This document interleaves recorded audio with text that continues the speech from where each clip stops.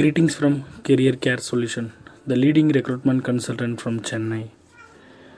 இப்போ நம்ம Saudi அரேபியாவுக்கு process பண்ணியிருக்க பிஎஸ்சி நர்சிங் ரிவ்யூ பற்றி பார்க்க போகிறோம். I'm Porukselvi. I have completed BSc Nursing at Paganar College of Nursing, Pudukottai.